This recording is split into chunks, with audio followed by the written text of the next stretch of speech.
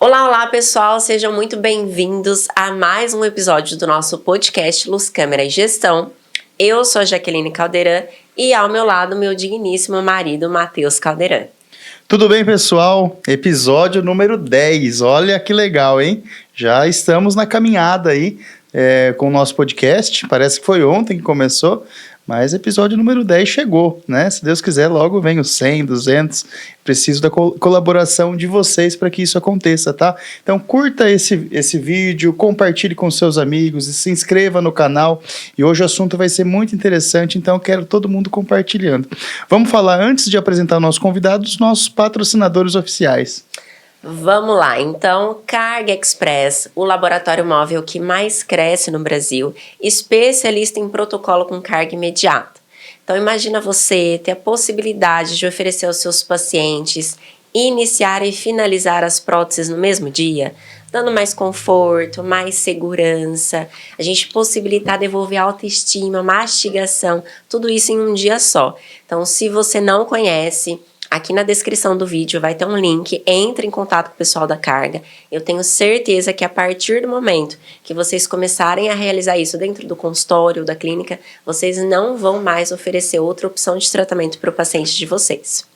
E agora vamos chamar o nosso convidado muito especial. Isso aí, pessoal. Nosso convidado de hoje, ele é médico, né? Tem residência médica em Medicina da Família e Comunidade, pós-graduado em Nutrologia, Endocrinologia e Metabologia. Olha que legal. Certificação internacional em Medicina da Obesidade, certificação internacional em Medicina Esportiva e Saúde, além dos outros inúmeros dados aí do currículo dele. A gente deu uma resumida, viu? Um cara super 10. Seja muito bem-vindo, Dr. Caio Torres. Muito obrigado, é um prazer fazer parte aqui do podcast. Muito feliz de participar da 10ª edição aí, né? Com Tomara certeza. Realmente que chegue lá na 200, 300, eu quero voltar mais vezes retornos, aqui já, exatamente. Né? Então, agradecer realmente pelo convite, é sempre legal. É um prazer nosso. Estar junto aí com os profissionais da mesma área, né? A gente fazer aí uma troca. Acho que vai ser bem legal hoje o podcast. Com certeza. Legal. E a gente sempre começa o nosso podcast, né, com a pergunta seguinte.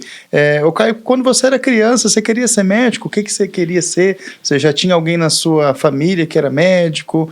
Como que foi a sua infância? Né, o passo a passo para você chegar até onde está hoje. Tá. Então eu tive um caminho muito ligado com a medicina desde a infância. Não é história triste, tá, gente? Mas eu sofri um acidente, né? Quando eu tinha 3 anos de idade, um acidente de carro e tal. Tive queimaduras, né? Mais de 60% do corpo. Então, foi algo grave, assim. Então, desde o início, muito contato com o hospital e tal.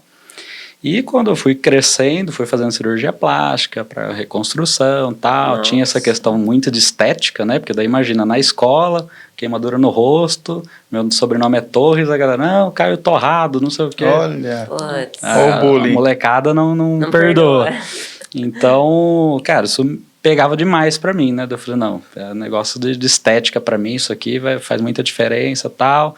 E fui crescendo com isso. Não, eu preciso fazer alguma coisa relacionada à estética, sempre muito forte pra mim isso. Aí, chegou a época de escola ali, colegial e tal, eu já comecei. Eu sempre fui mais avançado que a outra galera da turma, assim, eu sempre ficava com os mais velhos e tal, então no colegial ali eu já tinha uma mentalidade, não, quero medicina, então não é fácil, vou ter que me dedicar aqui então eu comecei mais a estudar bastante. Já tinha a noção que tinha que penar para chegar lá, né? Você já tinha algum médico na família ou não? Nenhum médico.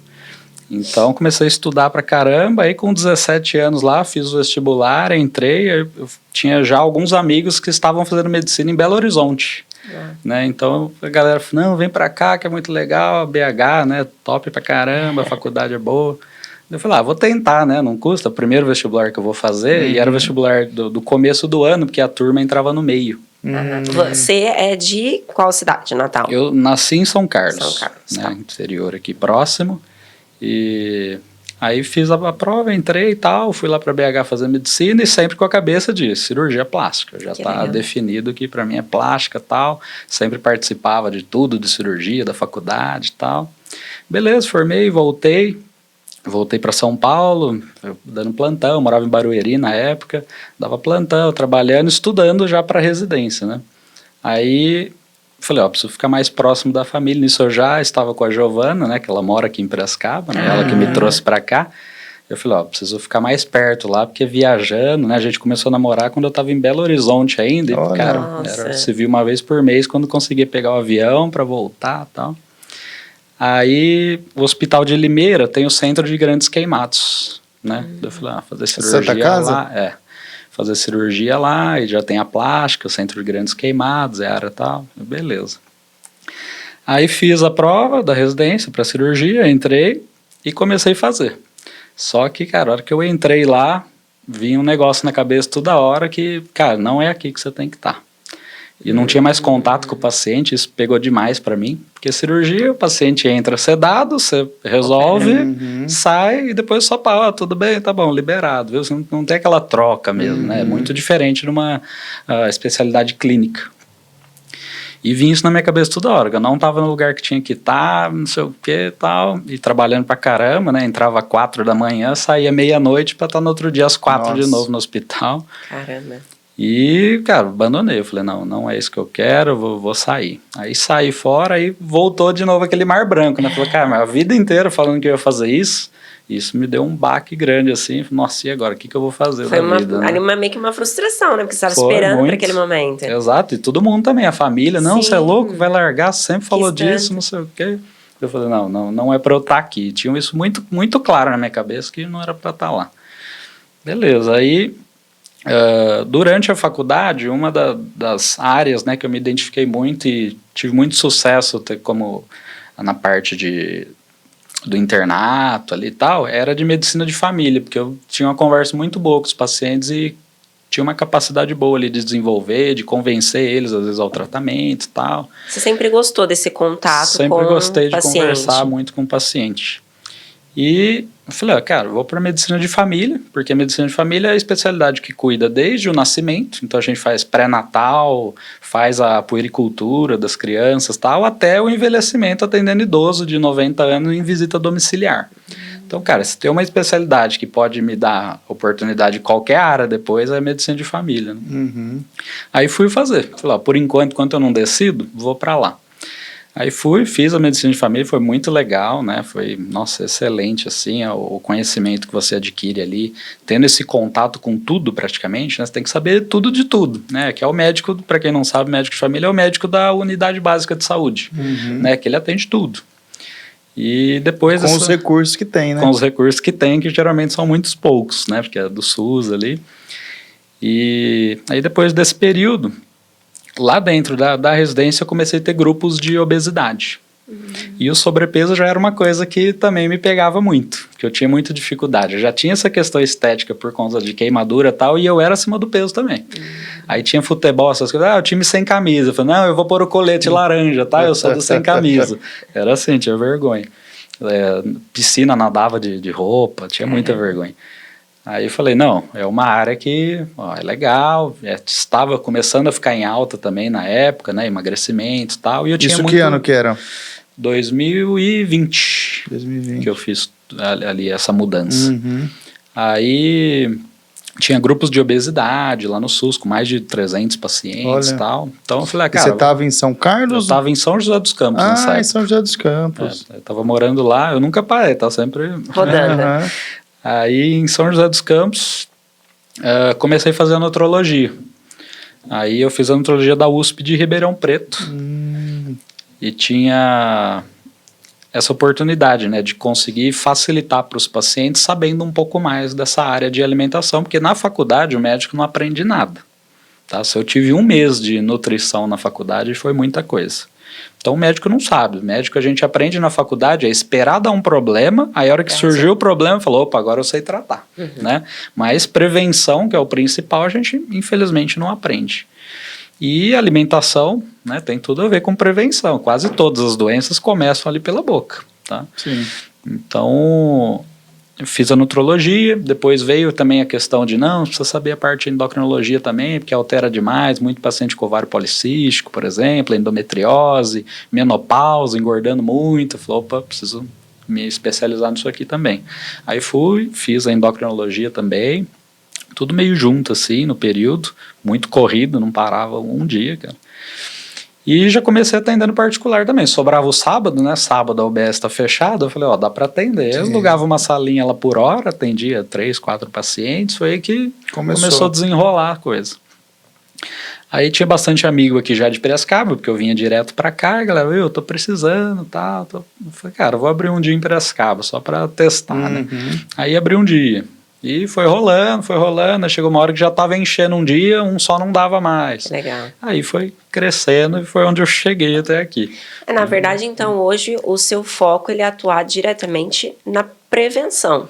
Isso. Prevenção de doenças através de cuidados, principalmente alimentares. Exato. Eu divulgo... E tratar outras doenças também a partir da alimentação. Exato. Eu divulgo como emagrecimento e prevenção de doenças. Perfeito. Porque o emagrecimento é você prevenir doenças. Né? Não existe, eu acho, que nenhuma doença que está mais associada a outras doenças como a obesidade. Entendi. Né? São mais de 250 doenças catalogadas que têm relação com excesso de peso. Então, eu emagrecendo, eu já estou me prevenindo de um monte de coisa. Então, emagrecer é prevenção de doenças. Né? Ô, Caio, e qual que você acha que hoje é a maior dificuldade que você encontra para a pessoa entender isso? Que ela precisa, de fato, cuidar da alimentação para ela prevenir doenças e tratar determinadas doenças. Porque hoje o que a gente vê é que a pessoa só, de fato, procura ajuda quando ela já está com o problema. Te dar um dado aqui. Hoje no Brasil, 60% da população em sobrepeso, acima do peso. Então a gente está falando de 120, 130 milhões de pessoas. É muita coisa, é absurdo. Assim, isso que é a verdadeira pandemia. Né? E em obesidade já tem 30%. Que daí já é um grau que é a doença, a obesidade. Né? Então o risco cardíaco, né, o risco de desenvolver doenças é muito elevado e o custo para a saúde disso é absurdo. Né?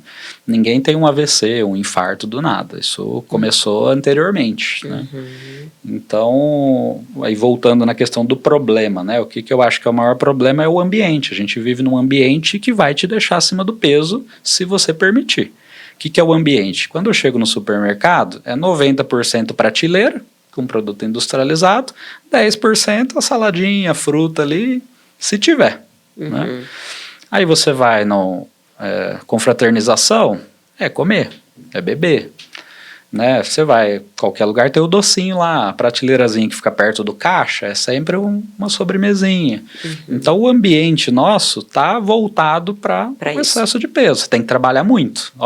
Ficar fazendo comida, isso aí era da época dos incas lá, agora já... Cara, é comer rapidinho e voltar a trabalhar, não tem tempo não. Então esse estilo de vida vai levar a gente para o excesso de peso, né? O ambiente. Você acha que também está muito ligado com o emocional? Com a questão de repente, da ansiedade, pelo menos agora trazendo um pouco até para a odontologia, o que a gente mais vê hoje? Paciente ansioso. Sim. Com um grau de bruxismo e apertamento absurdo. Aí a gente também tem a compulsão alimentar. Exato. Você também vê essa relação, você trabalha também isso com o paciente, de repente indica ele... não sei se você trata também essa questão da compulsão, unido, de repente, com uma cognitiva comportamental, uma terapia, sei lá. Como que a gente faz na clínica, né? Nós temos a nutricionista, tem lá o personal, tem a nossa analista comportamental, que é minha esposa, Giovana. Legal. Tem também a psicóloga, então tem toda a equipe ali, porque é um trabalho multidisciplinar, não é uma coisa só para emagrecer, por isso que não é fácil, né? É simples, a estratégia é simples, mas não é fácil de executar, porque você precisa de ajuda em todas as áreas ali, mas o desenvolvimento disso vem do estilo de vida. Então a pessoa, é tudo muito rápido, ela começa a fazer só lanchinho. Não, eu só belisco um negocinho aqui e nem janto. Aí começa, não, é um docinho à tarde aqui, porque é simples, eu deixo na gaveta aqui, abre e come. Aí que começa o negócio, entendeu? E vem do estilo de vida, que é o que eu falei, que é a base, né? É o estilo de vida que você está aceitando que a sociedade ali está impondo, que tem que trabalhar muito, não tem tempo para parar, tempo para comer e tal. Mas aí engloba muito isso, né? Tem ansiedade, você vai buscar, né, um bem-estar aonde? A comida é boa, você põe uma comida mais gordurosa ali, mais saborosa, te dá um bem-estar legal. Aquele dia que você não está bem, dá uma compensada boa. Então a pessoa começa a perceber, né? Ela nem começa a perceber, na verdade, o cérebro começa a vincular. falou, hoje não estou muito bem, deixa eu lembrar na memória dela aqui o que ela faz que a gente fica um pouco melhor. Ah, não, se eu pegar um chocolatinho lá e comer uma barrinha aqui, eu já dou uma relaxada, já fico melhor, esqueço um pouquinho do estresse do dia ali. Libera uma dopamina. Libera uma dopamina, serotonina, do bem-estar e tal, fica bem. Aí veio o arrependimento. Ixi, não era para ter comido isso aqui, porque eu quero emagrecer também. Aí isso é a compulsão alimentar, né? Você comer em excesso, sem controle, e depois se arrepender, né? Assim, é diferente de episódios, né, de hiperfagia. Por exemplo, eu e você vamos num rodízio. Cara, rodízio é de pizza, vamos experimentar todos os sabores que der. Naquele dia a gente faz isso e tal. Não é uma compulsão. Isso não é compulsão alimentar, o pessoal confunde muito. Compulsão, você tem que ter pelo menos, né, um episódio por semana ali, por mais de 3 meses seguidos, tem que ser um negócio recorrente, né, para você considerar realmente um distúrbio. Qual que é a diferença da compulsão por, de repente, você ter um quadro ali ansioso? Por exemplo, a pessoa, a compulsão, às vezes o que eu vejo, a pessoa fala que ela come tudo, às vezes até o que está dentro da geladeira gelado até acabar.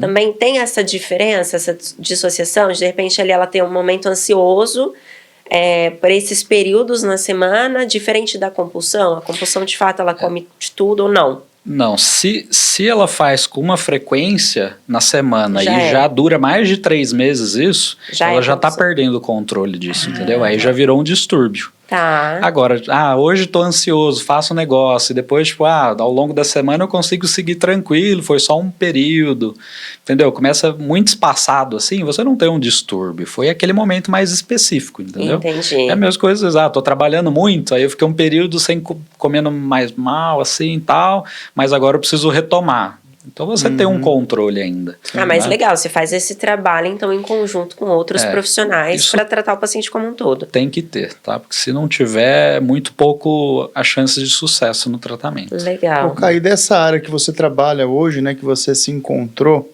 essa parte de obesidade, da nutrologia, como que foi o processo seu, né? Porque às vezes a gente brinca, né?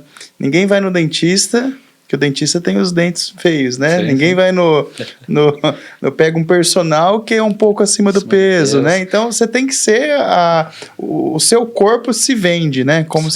E como que foi esse processo seu? Quais eram os seus hábitos antes que foram mudados, né? O que você pode apresentar para quem está assistindo esse podcast, que você conseguiu, né, chegar numa transformação aí que te melhorou a saúde, te deu qualidade de vida? Sim. Bom, comia muito mal, igual todo médico, tá? Dificilmente tem algum médico que come bem, principalmente depois que forma, que vai dar plantão. Na hora que dá, o que dá, né? Quando eu acabei de formar, eu entrava na segunda-feira no hospital, fazia um plantão de 24, saía quase na quarta. Aí eu já ia para uma consulta que era ambulatorial ao longo do dia, saía às 19, ia para casa, tomava banho, dormia, no outro dia de manhã voltava para o hospital, fazia mais 24. Come mal e dorme mal. Não, estilo de vida é ruim, porque no hospital dando plantão noturno, você fica acordando toda hora. Isso é o que mais diminui a expectativa de vida, cara. Por isso que médico tem a expectativa de vida mais baixa dentre as profissões, muito por conta disso.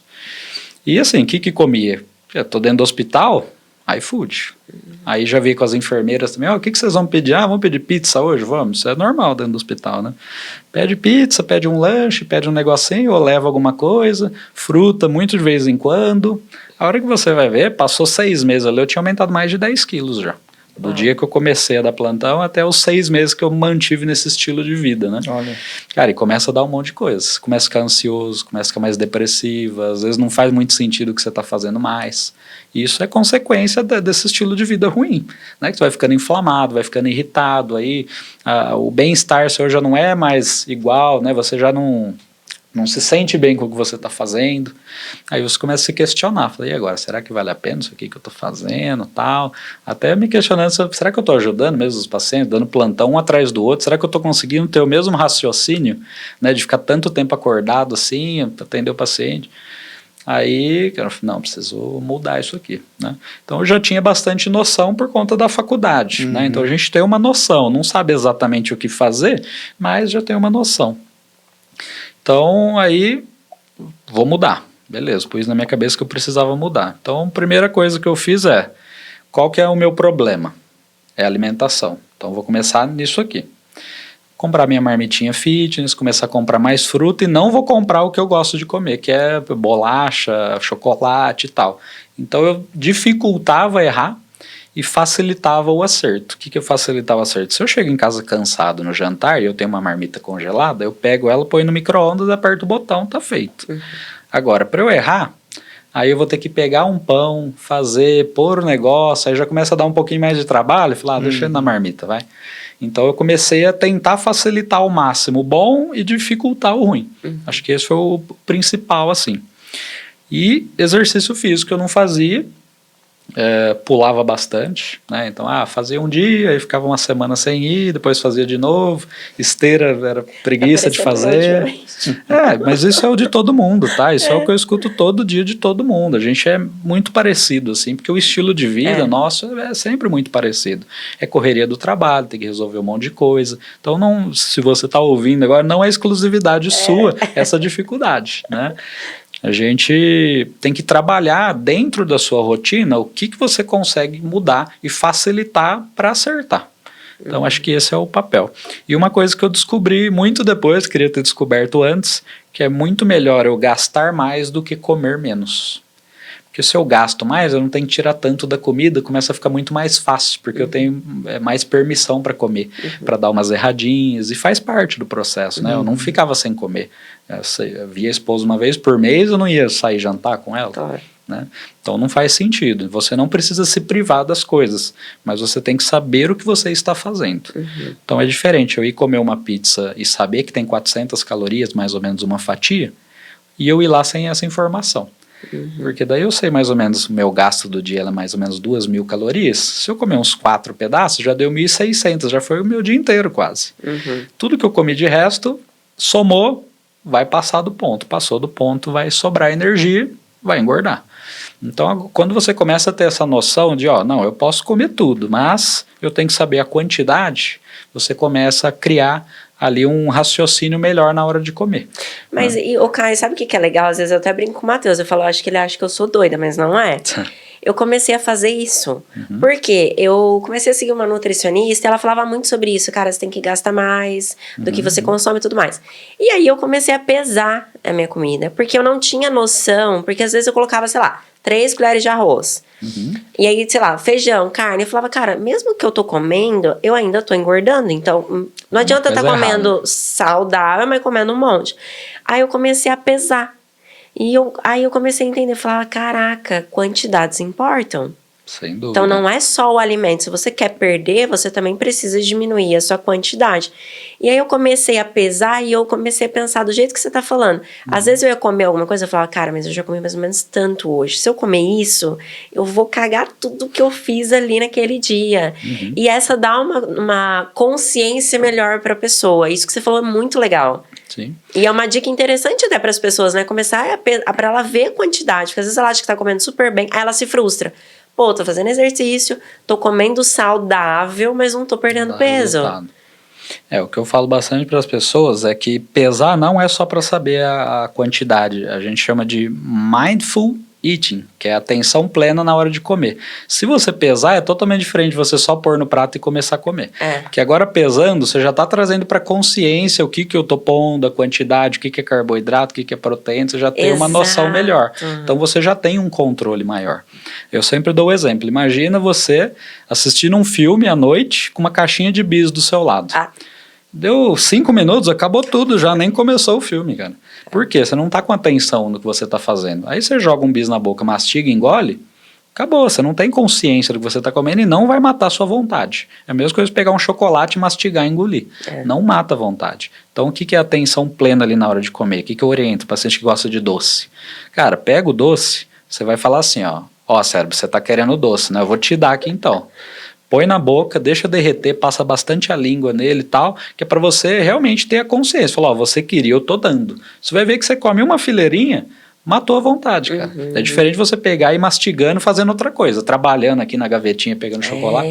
Cara, não vai ter consciência alimentar ali, você vai exagerar sempre, perde o controle. né? E sempre tem que ter consciência. A gente tem o hábito, né, muitas vezes, de chegar na correria, comer, você nem percebe, às vezes você tá mexendo no celular, você tá ali com o prato de comida, comendo, né? Sim. E às vezes eu até brigo com a Jaque, não, para. Eu tô comendo e tô trabalhando ao mesmo tempo. Esses dias ela abriu a marmitinha dela, acho que não deu nem 3 minutos, ela já tava quase acabando. Eu falei, não, pode parar. Você não tá nem prestando atenção no que você tá fazendo. Exato. Né? Então não dá tempo, né, de você aceitar que você tá alimentado, né? Então eu acho que é importante a gente frisar também a importância de dar atenção, né, que você tá sentado ali, né? E a gente pode até trazer para a odontologia. A pessoa mastiga poucas vezes, a saciedade também vai ser reduzida, porque vai chegar o alimento inteiro ali no estômago, a digestão vai ser demorada, aí fica aquela sensação de empachamento, com fome, mas com o estômago alto aqui, né, aquela sensação que está cheio, a digestão fica ruim, você começa a ter uma desnutrição ali mesmo comendo, né, porque você não consegue degradar, sai tudo pelas fezes lá, não absorveu nada. Então, mastigar faz parte disso, sim, né? Já entrando nesse link, né? O que é falta? Hoje a gente atende, o principal foco nosso da clínica é atendimento do paciente desdentado, né? Desdentado total, desdentado parcial, mas 80% são desdentados totais. Pacientes que já têm uma prótese muco-suportada ou que às vezes não adapta com nenhum tipo de prótese.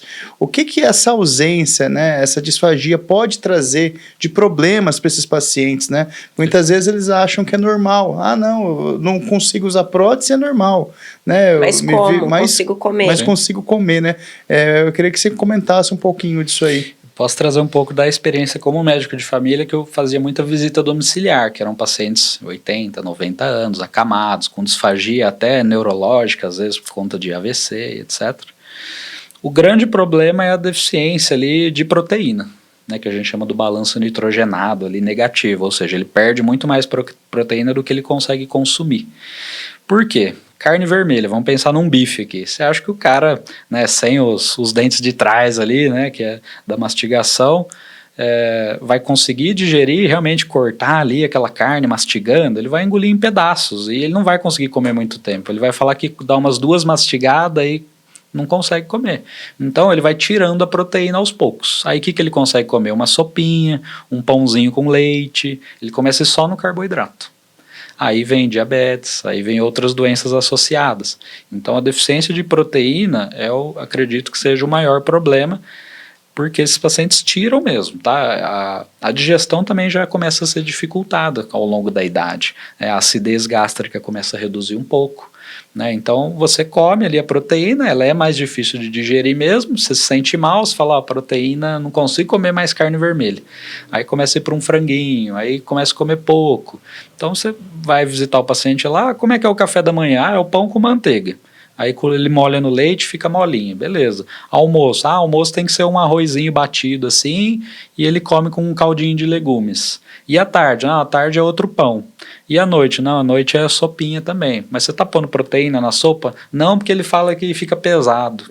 Então o paciente sem proteína nenhuma na dieta. A proteína é nossa macronutriente de estrutura do corpo, estrutural. Aí vai começar a ficar um idoso sarcopênico, perdendo massa muscular, aí não consegue mais levantar da cama e só vai piorando. Né? E mesmo que ele tenha alguns dentes, ele fala que ele consegue comer, ele acha que ele consegue comer bem, né? Sim. Porque às vezes ele também tem a questão da digestão, até absorção de nutrientes. Então às vezes o paciente fala, eu perdi lá 4 dentes do fundo, mas eu tô comendo. Ainda vai.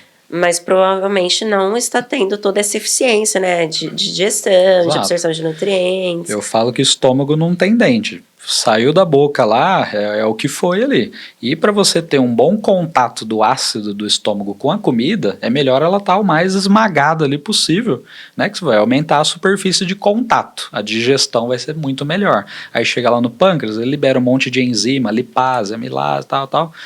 E essas enzimas vão degradar também. Se tá um pedaço inteiro de comida, ela degrada em volta, né? É igual uma carne, você põe uma carne muito grossa na churrasqueira, o meio fica cru e em volta fica cozido. A comida em volta vai digerir, o meio vai passar reto.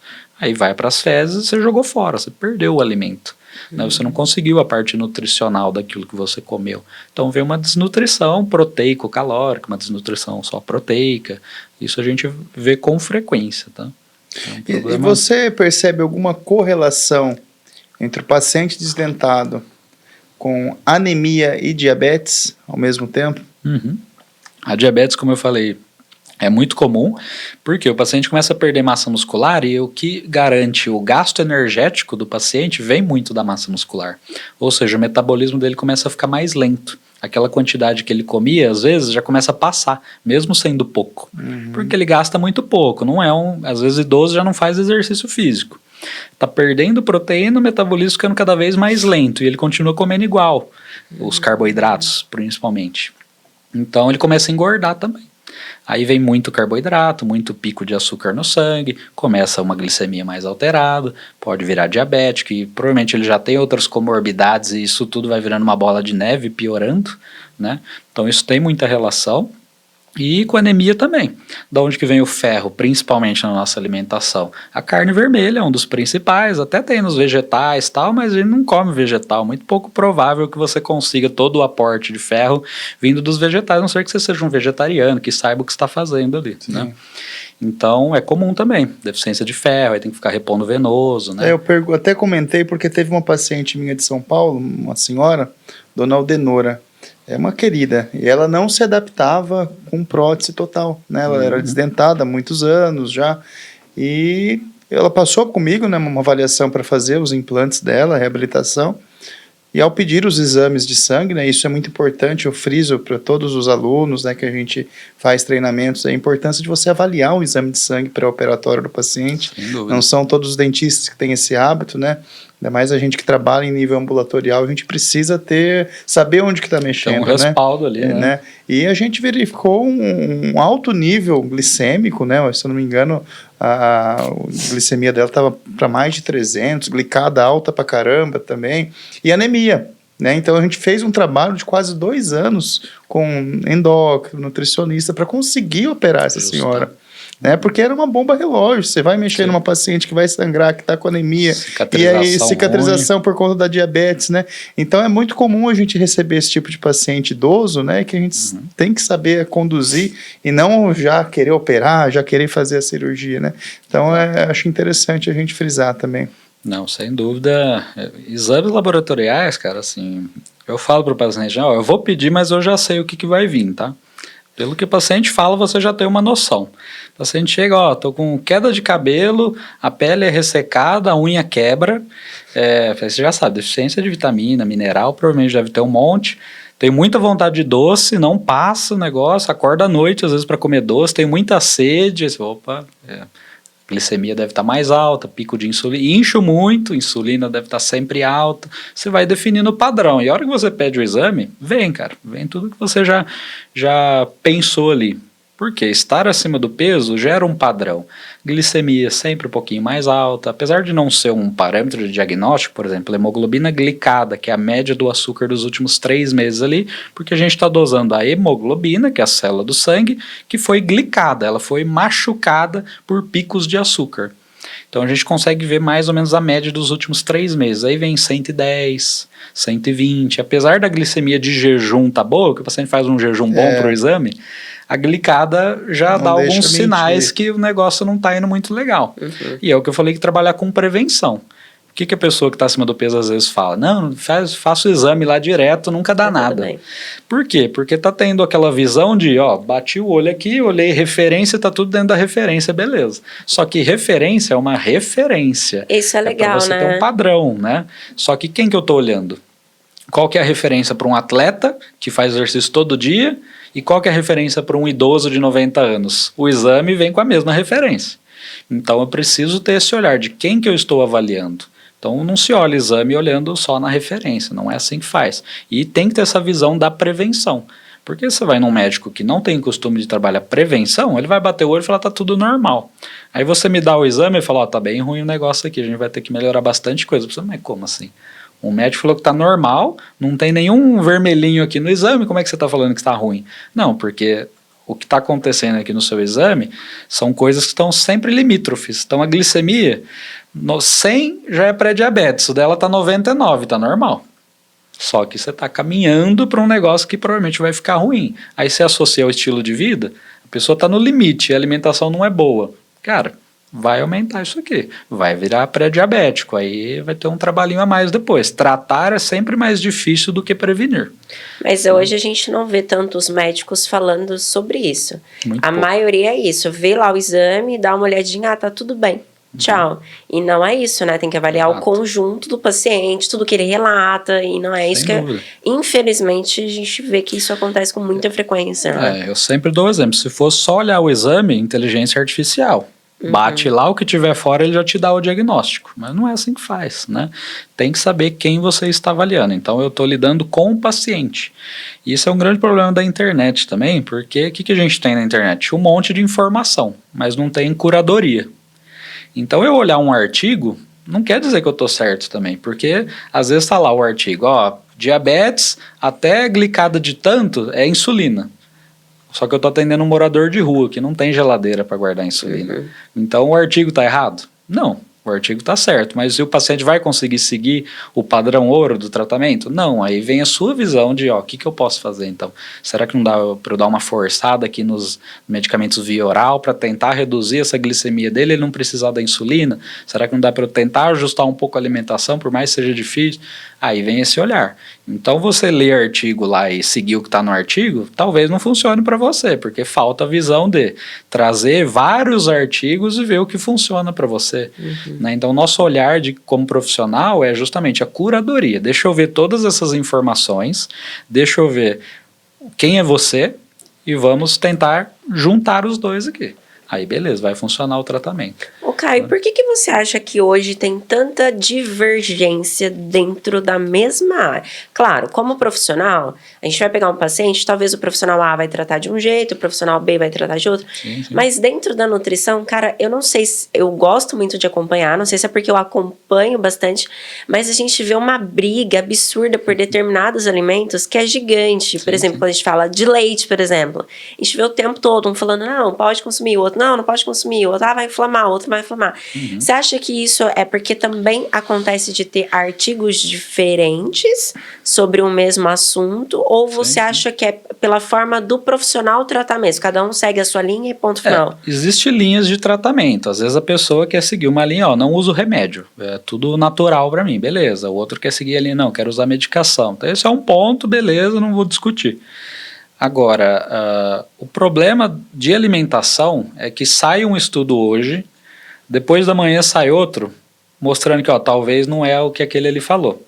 Aí depois sai um outro falando, não, acho que é mais parecido com aquele primeiro mesmo. E eu não lembro o dado, mas é muito artigo, assim, por mês que sai, relacionados à alimentação, é muita coisa. Né? E você acha que a indústria esconde muito? Ela tem o poder de... Eu acredito que sim. Né? Eu falo assim, só para você ver como você é enganado, começa a ler lista de ingredientes dos produtos que você consome. Né? Pega lá, vai no mercado, pega a bolachinha e olha lá, tá escrito integral, bem grande, olha nos ingredientes, o primeiro ingrediente é farinha refinada que não é integral. Mas como que é integral? Aí você vai ver no cantinho, tá 32% integral. Ou seja, não é um produto integral, ele tem uma porcentagem ali de farinha integral que eles colocaram porque eles viram que vende mais. Então tem que tomar cuidado, não é maldade da indústria não, é assim, é você saber o que está fazendo. Lembra que eu falei de comer com consciência? Começa no supermercado. Dieta é igual a organização. Se você não tiver o que você precisa comer na hora que precisa, você vai comer o que tem ou vai ficar sem comer. E você vai errar as duas vezes. Né? Então a organização começa no supermercado. Vamos olhar aqui o que eu estou comendo, o que tem de ingrediente e tal, para eu saber o que eu estou fazendo. Beleza, aí dentro então da minha alimentação, eu vi que eu tomei um copo de leite, me inchou a barriga, fiquei com gases pra caramba. Opa, é um sinal do corpo ali que talvez aquilo não seja muito bom para você. O corpo sempre dá sinais, ninguém fica comendo coisa e não percebe que aquilo faz mal para ele. Isso é muito difícil de acontecer. Então o paciente com glúten, por exemplo, ele toma uma cerveja, uma long neck, duas long neck, já fica aquele empachado que, cara, não desce mais. Pode ser que tenha alguma coisa aí. Lógico, o álcool é tóxico para o corpo, tem essa questão também. Mas talvez tenha alguma coisa com glúten. Vamos testar? Fica uma semana comendo pão e fica uma semana sem comer nada de glúten. Vê qual semana você se sente melhor. Ah, não, me senti melhor sem o pão. Resolvido. Para você é isso. O artigo, ele não pega a população mundial inteira. Não é todo mundo igual, gente. Isso a gente tem que saber. Algumas pessoas têm intolerância à lactose, algumas pessoas têm alergia à proteína do leite, outras pessoas têm intolerância ao glúten, né? Outras pessoas têm alergia a tal medicamento, então é muito individualizado. Os estudos, é o que eu falei, falta curadoria. Eu pego um estudo, vejo lá, o leite inflamou essa população. Beleza, só que essa população aqui é igual a que eu trato, para eu conseguir trazer esse artigo para a minha realidade. Então é o que eu falei, acho que falta curadoria. E lógico, a internet bomba o que é ali que chama mais atenção, né? Então eu falo, ó, pode parar com leite, que leite é só bezerro, adulto não é para tomar leite, não. Vai chamar muita atenção, né? E eu trago um pouco isso pro meu Instagram. Às vezes eu chamo a atenção assim, mas aí eu falo, ó, eu sei que você veio por essa chamada, mas não é isso que acontece. Né? Então a gente tem que ter um pouco mais de discernimento de questionar. Um estudo individualizado, né? Isso. Tá bom, a pessoa tá falando que leite faz mal, mas eu tomo, me sinto bem, nunca tive nenhuma alteração. Vou tentar ficar sem, já que eu tô pensando que ela tá certa, vou tentar ficar sem uma semana, ver se muda alguma coisa pra mim. Ah, não, eu notei mesmo, realmente, a barriga ficou mais chapadinha, não senti mais gases, o intestino regulou. Opa, é um sinal que aquilo não vai. E tem a diferença do leite diretamente da vaca, o tiozinho lá que vai tirar o leite de manhã, tomar aquele leite, o leite de saquinho e o leite de caixinha? Tem as variedades ali, você vai ver no ingrediente, né? Então, quanto mais tempo durar, mais industrializado tem ali dentro, mais conservante, né? E vamos pensar, o que é conservante? Então, eu preciso pôr um produto dentro do leite que, se tiver bactéria, alguma coisa, ele mata para conservar. E meu intestino é só bactéria. Então, se eu tomar um conservante, pode ser que altere um pouco a minha microbiota, porque eu estou tomando substâncias que matam ali. Então, esse é um ponto de vista. Então, será que prefiro um leite mais natural ali, mais integral, melhor? Talvez, só que o integral, a hora que abriu, no outro dia estragou tudo. Aí você é correria, você não toma tanto leite assim, será que compensa ficar jogando produto fora? Então a gente tem que levar isso em consideração também. Eu posso falar, o ideal não tem o certo ou errado. O ideal é tomar direto da vaca, beleza, só que você toma direto da vaca, a quantidade de gordura é muito grande, vai te dar uma diarreia uns 3 dias seguidos se você não está acostumado. Eu sei porque dentro da minha família tem produção de leite, eu tô acostumado a tomar lá direto da vaca. Então eu sei como é que é. Eu levava meus amigos e dava para todo mundo. Falava, toma aí, ia ficar todo mundo pesado depois. Porque é um leite muito mais calórico, muito mais gorduroso. Então, você pasteurizar, você tira um pouco de bactéria. Até então, beleza, ajuda um pouco. Mas aí quando começa por produtos químicos, aí vai dando uma piorada. Né? Mas aí é o que eu falei, tem que ver dentro da sua realidade. Você acha algum lugar para pegar o leite direto da vaca? Tô no meio de São Paulo, aqui lá em Moema, onde eu atendo. Onde que eu vou arrumar leite direto da vaca? Ali é muito difícil, cara. Não vai conseguir, porque até chegar lá já demora uns 2 dias, aí já estragou. Né? No interior, às vezes até consegue. Então é o que eu falei, sempre trazer para sua realidade. Não tem muito certo e errado. Eu acho tem que até a pessoa que eu tô avaliando. A realidade da dieta, né? Por exemplo, isso que você falou é muito legal. Aquela regra 80-20, né? Pô, come certinho 80%, mas não quer dizer que você vai deixar de comer uma pizza, que você vai deixar de comer algo que você gosta. As pessoas às vezes levam muito não a mudança de hábito alimentar, é muito tipo a dieta, como se dieta fosse de fato algo ruim. Ela não entende que ela precisa às vezes mudar a rotina dela e ela ainda pode continuar comendo determinados alimentos que ela gosta, que não é isso que vai ser justamente o motivo dela ter um problema, né? Eu aposto aqui com você que qualquer paciente que você conversar, pode perguntar para ele, o doutor já falou que você não pode comer alguma coisa? Não. Nunca falei, você pode comer tudo que você quiser, desde que você saiba o que está fazendo. Precisa ter consciência. Eu estou num processo de emagrecimento, faz sentido eu comer a pizza inteira sozinho? Não. Mas faz sentido eu comer uns 2 pedaços só e depois eu vou na academia também, já dar uma corrida ali? Acho que dá para eu compensar aqui. Né? Eu dou sempre exemplo, dá para emagrecer comendo pizza? O que vocês acham? Comendo pizza dentro de uma alimentação saudável, dá. Imagina então, eu vou te passar uma dieta, 1 pedaço de pizza por dia e mais nada. Você vai emagrecer muito. Sim, mas você não vai estar... A questão nem é tanto a qualidade pensando no emagrecimento. Se você respeitar a quantidade, dá para fazer. Lógico que se você ficar só na pizza, o colesterol vai subir, a glicemia talvez altere. Para a saúde não é tão legal, mas dá para fazer. Então, o emagrecimento tem a base na matemática. A matemática é um dos pilares. Então, se eu gasto no meu dia 1.500 calorias, eu tenho que comer menos que 1.500. Se eu não respeitar isso, não ocorre o emagrecimento. Não tem como. Isso é lei da termodinâmica, física. Né? Então, eu sempre calculo lá para o paciente. Às vezes o paciente é engenheiro, mais da matemática. Fala, cara, vou te falar o que você tem que fazer aqui. 1 quilo de gordura tem mais ou menos 7.700 calorias. Você quer perder 1 quilo por semana? Vamos dividir por 7, vai dar 1.100 por dia. Faz um déficit de 1.100 calorias por dia, sua taxa metabólica aqui é 3.000, você faz a conta, beleza. Vai dar certo. Né? Aí ele tem que também trabalhar um pouco a qualidade alimentar. Todo mundo sabe o que é porcaria. Ninguém é bobo, todo mundo sabe. Então é se expor menos. Se você se expor menos ao que você já sabe que pode te atrapalhar, já vai dar resultado. Isso é o básico ali. Legal. E o que eu falo para o paciente é disso. O que garante que você perca peso e mantenha o peso perdido é mudança do estilo de vida. Porque não faz o menor sentido eu pegar uma dieta, fazer por 3 meses e depois eu volto a comer igual eu comia antes, que foi o que me deixou acima do peso. Não faz o menor sentido. Você vai perder todo o que você conseguiu. E vem a questão do efeito sanfona. Né? O que é o efeito sanfona? A pessoa estava comendo aqui, acima do peso, o metabolismo dela até era um pouco alto, porque comia bastante e tal. O que acontece? Do nada, ela vai lá no Google, quero emagrecer 10 quilos em um mês, que eu tenho casamento mês que vem, preciso acelerar o negócio. Pega lá, dieta do chá e da sopa. Ela passa a comer isso aqui. O que seu corpo entende? Fala, ela endoidou de vez, agora vai morrer, porque não entra mais energia, ela está correndo, fazendo exercício, não vai dar certo. Vamos jogar músculo fora, correndo, para reduzir esse metabolismo, vamos deixar a tireoide um pouco mais lenta, reduzimos todos aqui no metabolismo. Agora, passou uns 15, 20 dias, ela já não está aguentando mais ficar no chá e na sopa, já está morrendo de fome, não vai dar para seguir mais. Ela vai voltar a comer. Ou passou o casamento já, ela vai voltar. Voltou a comer, agora o músculo ficou lá embaixo. O que vai acontecer? Isso aqui vai começar a sobrar agora do que você come. Então você vai reganhar, só que o reganho não é mais de músculo, é de gordura. Então seu percentual de gordura começa a aumentar demais. Então aumentou muito o percentual de gordura, o metabolismo ficou mais lento. Agora a mesma quantidade que ela comia, aumenta mais o peso do que antes. Aí ela vai tentar de novo. Restringe, cai mais massa muscular de novo. Diminui o braço e a perna e a barriga não muda. Afina o braço e a perna, às vezes até o rosto diminui um pouco, mas o abdômen e tal, tá igual, não muda muito. Ela faz isso de novo, reganha, perde mais músculo. Aí vai chegar lá para mim. Falou, doutor, já tentei de tudo, já passei em 8 nutricionistas, já fiz dieta da banana, da lua, não dá.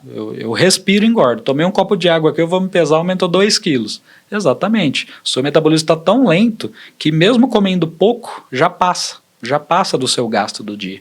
Mas é porque é uma restrição muito intensa. Sempre que você restringe muito, o seu corpo vai dar um jeito de compensar. Ele pensa em sobrevivência, né? Ele vai tentar dar uma reduzida no metabolismo. Ou seja, essa ideia de querer emagrecer 10 quilos no mês não vai dar certo. Provavelmente você não vai conseguir segurar isso depois e vai perder massa muscular. E é muito ruim. Porque agora, para essa paciente, como é que eu monto uma dieta para uma paciente que tem uma taxa metabólica de 1.000? Nossa. Taxa metabólica de 900, eu já vi. Caramba! Como é que eu monto uma dieta com 800 calorias para ela, para gerar um déficit ali? Já é uma very low calorie diet, uma dieta muito restrita. 900? Né? Vai ficar com desnutrição. Então essa paciente, o que eu tenho que falar para ela? Aí é o mais difícil. Esquece emagrecimento. Hipertrofia. O seu tratamento é ganhar massa muscular. Você vai ver que destrava seu corpo, você vai conseguir emagrecer. Só que é uma pessoa que não tem costume de fazer, o esforço vai ser muito maior no tratamento. Se ela tivesse feito antes, que não estava tão lento o metabolismo, tinha sido muito mais fácil. Por isso que eu falo, quando você busca um profissional para te ajudar no caminho, você pula etapa, você pega o atalho.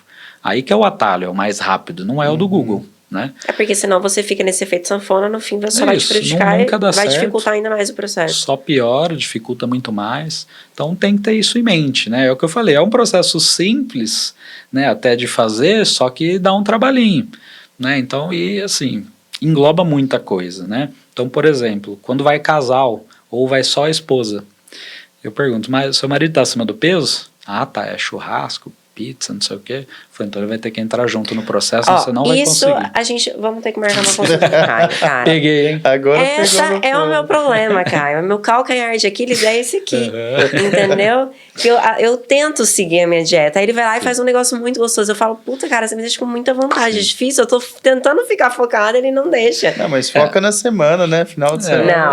Não é isso, não. Qual que é a ideia? Tem que ir o casal. A culpa não é dele. A culpa é sua de não estar conseguindo, porque você não está pegando e fazendo. Só que ele está te atrapalhando, assim. Ele está me atrapalhando. Poderia ser mais fácil. Ele poderia facilitar o meu processo. Não, só uma vez acho que foi num ginecologista com ela.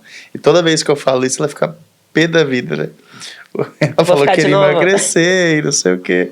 Aí o médico olhou pra ela e falou: Jaqueline, pega um quadradinho e finge que você está dentro desse quadradinho. Cuida do seu quadradinho. É de fora, cuida do seu quadradinho. Aí eu falo isso, ela fica...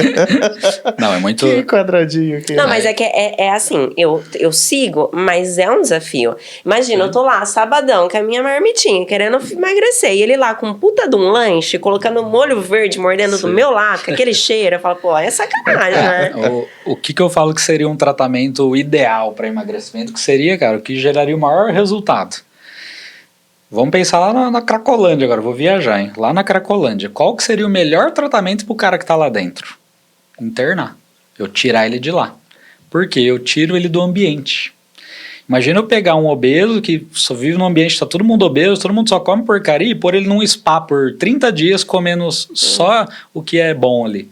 E emagrecer demais. Então, o melhor tratamento justamente é você tentar reduzir ali do ambiente o que você sabe que te atrapalha. Então, não vai querer ficar brigando, né? Tipo, puta, sempre um lanchinho, sempre um chocolatinho sabe o que eu faço agora? Disponível ali, vai dificultar, cara. Caio, sabe o que eu faço? Eu vou pro quarto e deixo lá na sala. Falo, você fica aí, não me mostra, que eu vou pro quarto, não quero ver, não quero saber. É o que eu falo do chocolate. Eu falo pro paciente, ó, você vai quebrar todos os quadradinhos dentro de um pote com tampa hermético e tal.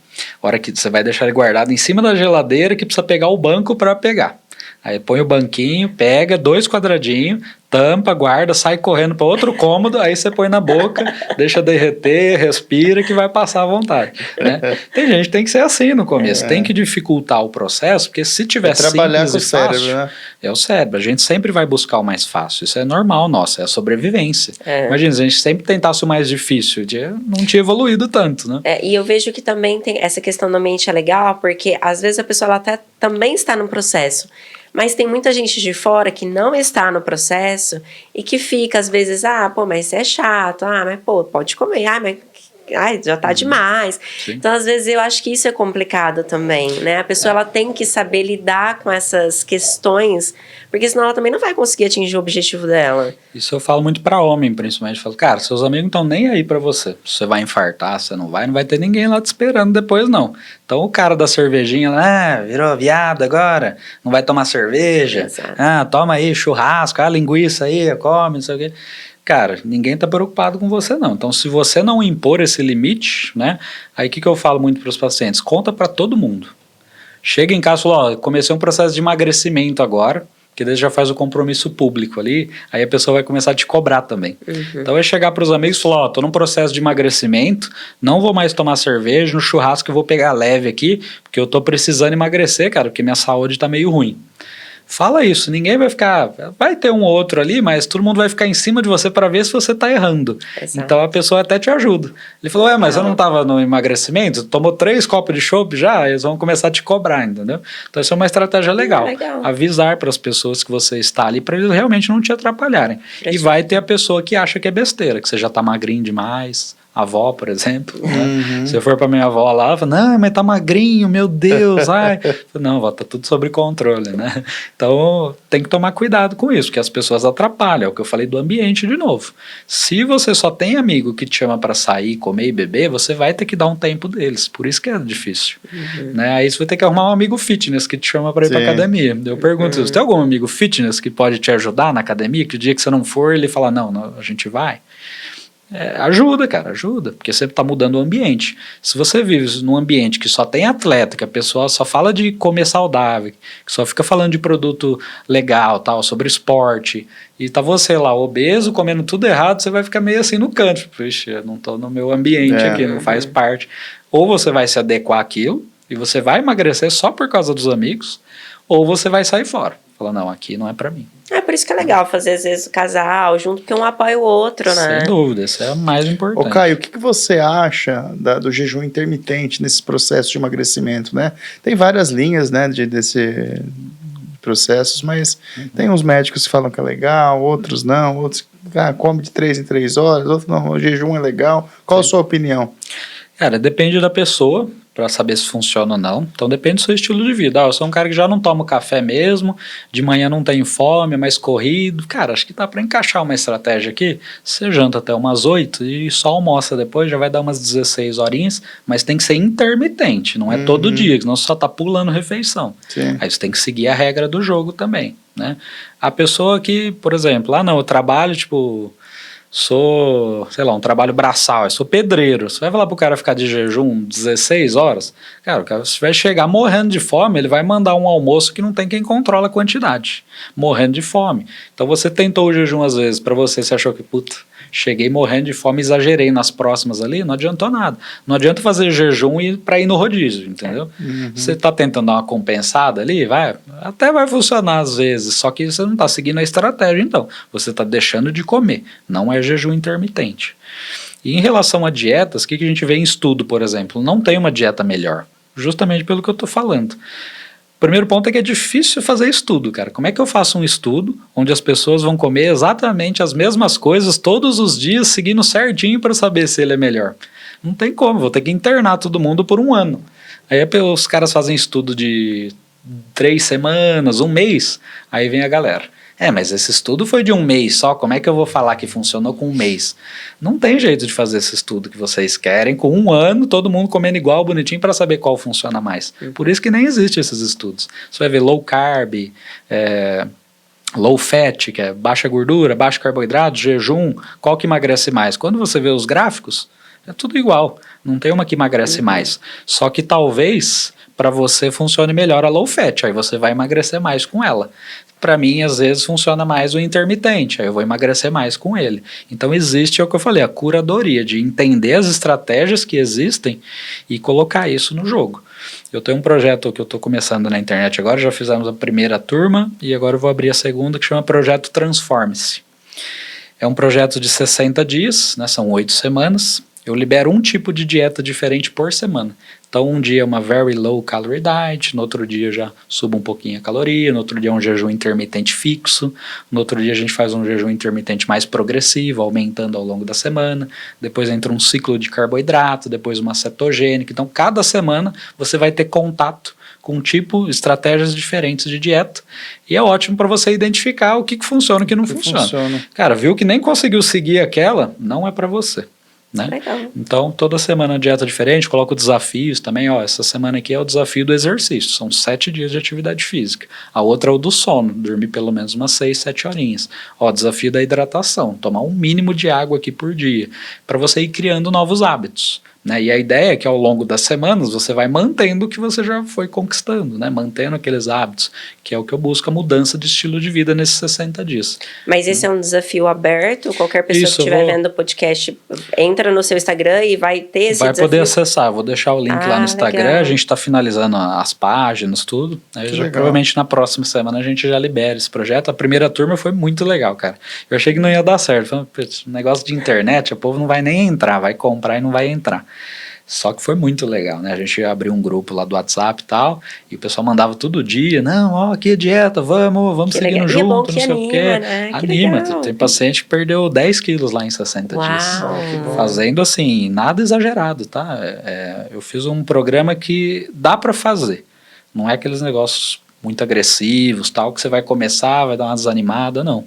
E o grupo eu achei muito legal, a galera se animando, entendeu? Sim, é um negócio puxa que o outro, né? Não dependia de mim, isso que eu fiquei muito feliz. Que legal. Né? Porque eu não posso que a pessoa crie uma dependência de mim, porque eu não posso ficar o tempo todo com ela, né? Eu tenho um horário mais restrito, eu tô atendendo, às vezes não dá para responder, então...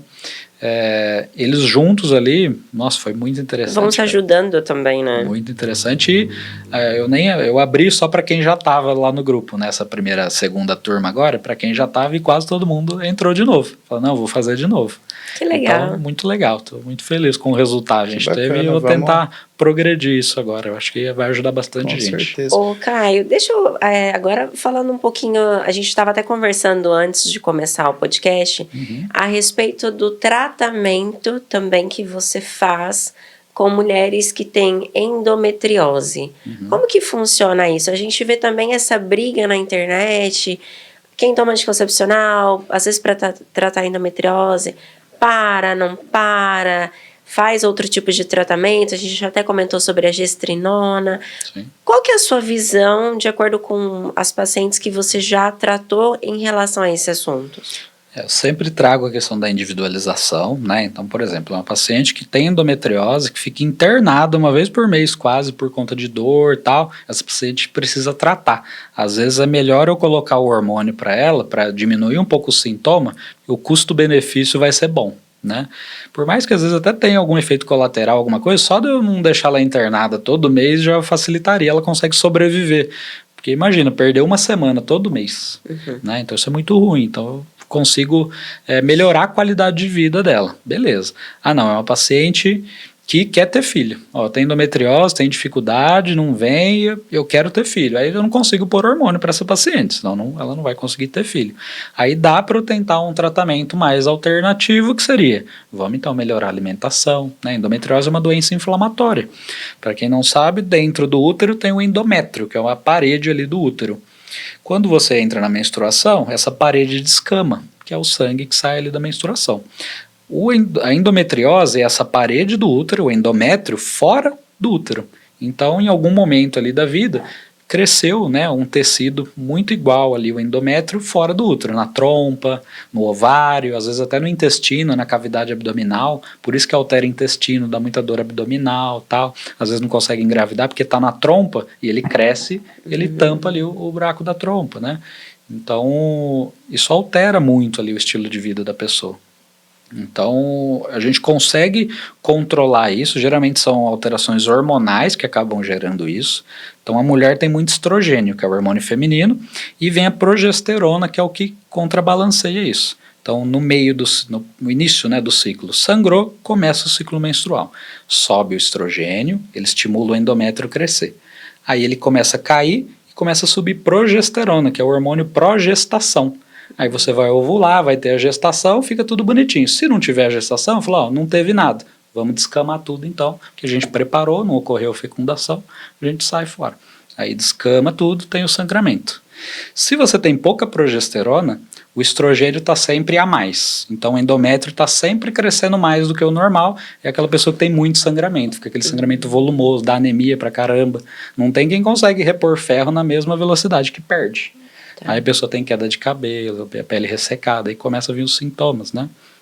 Então, tendo esse foco de endométrio fora do útero, você começa a inflamar uma região que não era para ter aquilo, né? Crescendo um tecido ectópico ali, um tecido que não era para estar ali dentro, aumentando, começa a gerar inflamações. E se você consegue ter uma alimentação menos inflamatória, você consegue regular melhor esses hormônios, você praticamente tem um bom controle ali de quase sumir mesmo esses focos, de eles não crescerem mais, de eles não aumentarem mais, né? Lógico que existem graus também, né? Eu dei um exemplo, né, antes do podcast, que um grau avançado de endometriose fez ressonância lá da pelve, tinha foco espalhado por todo o abdômen e tal, e a paciente queria ter filho de qualquer jeito. E o tratamento proposto para ela, ó, cirurgia, arranca tudo, arranca trompa, arranca útero, porque não tem como controlar. Já tinha feito o uso de um monte de hormônio. E ela não tinha mais saída, ela topou fazer a rota alternativa, que ó, melhorar a alimentação, mudar o estilo de vida, fazer exercício físico, controlar a parte hormonal, né? E o que seria controlar a parte hormonal que eu costumo fazer? Isso não tem estudo, tá? Eu coloco a progesterona, só que eu imito o ciclo menstrual dela. Ou seja, a progesterona só aumenta depois do meio do ciclo. Então eu não vou usar no começo do ciclo, só vou usar do meio do ciclo para frente. Dose baixa, às vezes passa em gel transdérmico mesmo, uso ali, se tem um ciclo de 28 dias, eu uso por 14 dias e paro. Aí eu já comecei a calibrar um pouco mais a progesterona dela. Então eu estou tentando imitar o ciclo do que deveria ser o normal. E funciona muito bem. Que legal. Tá? Funciona muito bem. E aí melhorou a alimentação, fez exercício, desinflamou, tá tomando mais a progesterona ali para conseguir controlar tal. A gente repete o exame e vê como é que tá. Ó, ressonância magnética, ó, diminuiu bastante os focos. Ou não, ó, nesse caso que eu dei o exemplo, sumiu os focos. Gente. Como é que pode sumir uma doença que estava aqui até agora? Acontece, cara. Você desinflamou, você foi atrás de resolver o problema. Então, doentes, a gente tem que resolver o problema. Mas quando você fala desinflamar, o que é desinflamar? Isso. Imagina que, vamos tentar um jeito fácil aqui para explicar. Vamos dar o exemplo da obesidade, que tá mais simples na cabeça aqui para explicar. A célula de gordura, ela tem vaso sanguíneo ali para nutrir ela.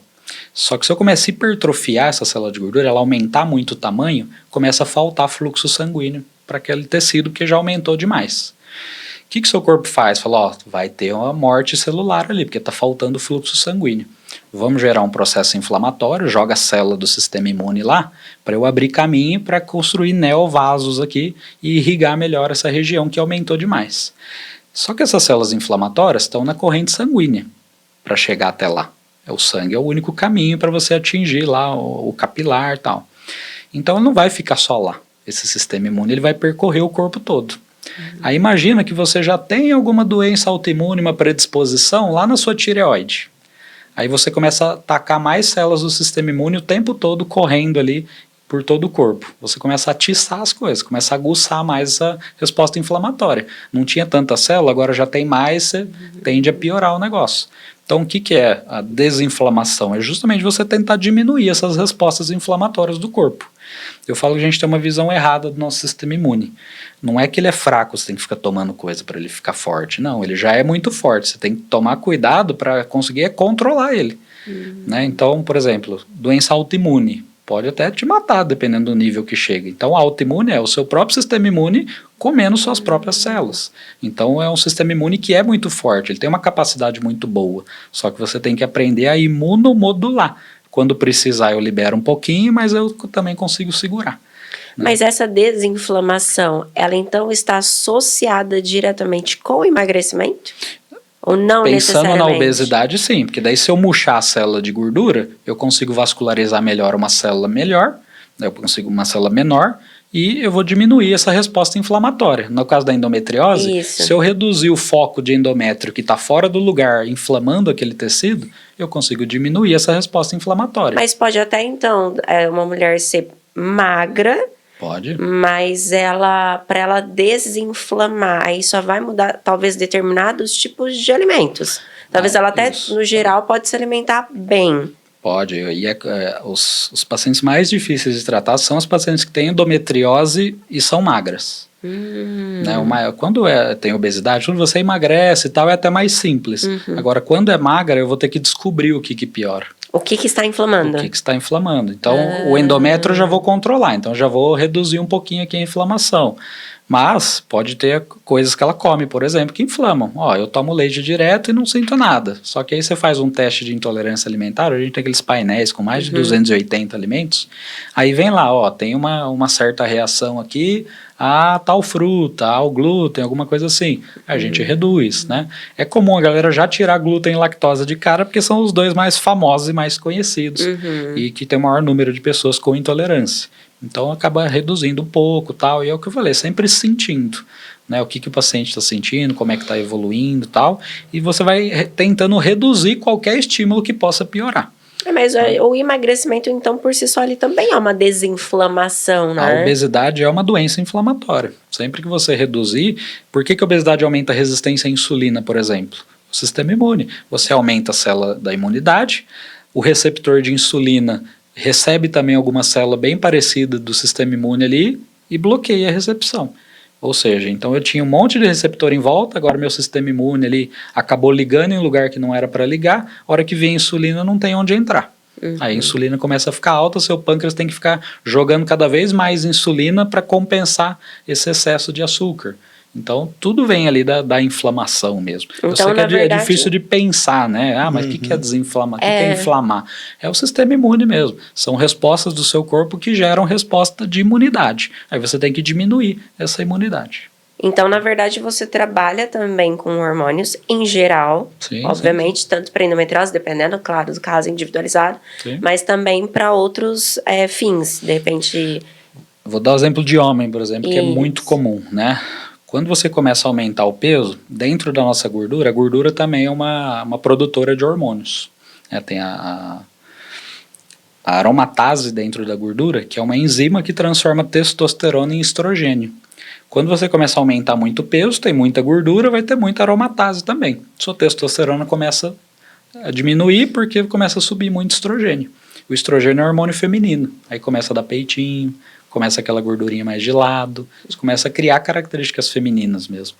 Então, o que eu tenho que fazer? Eu preciso controlar esse excesso de estrogênio e preciso melhorar a testosterona dele, porque homem sem testosterona, fazendo dieta restrita, vai perder massa muscular pra caramba. E afina o braço e a perna e a barriga não sai, cara. Olha. Então eu preciso ter esse ajuste também. Aí não é repor testosterona, tal, fazer ciclo, isso é totalmente diferente, tá? Que a galera confunde muito. É eu forçar o eixo dele a voltar a funcionar. Eu preciso saber qual que é a causa dessa deficiência. O mais comum é o hipogonadismo hipogonadotrófico, ou seja, o LH-FSH que a hipófise libera lá para fazer o testículo funcionar, parece que ela não está dando resposta. Ela está vendo que a testosterona está baixa, mas não está fazendo nada com isso, porque às vezes o estrogênio está alto. E ela está pensando, para eu compensar o estrogênio, eu vou ter que segurar essa testosterona aqui, que senão vai converter demais. Então você está bloqueado ali, entendeu? Uhum. Quando eu reduzo o estrogênio e forço o seu testículo a voltar a funcionar, eu resolvo o problema. Né? Então é sempre na causa. Né? Eu falo que é sem doideira, sem imaginação. É ver o que está ruim ali e resolver o problema daquele local. Sim. Ô, Caio, trazendo um pouco para a nossa realidade da clínica, né, da nossa clínica lá. Os pacientes que chegam muitas vezes para nós, eles têm hipertiroidismo, né?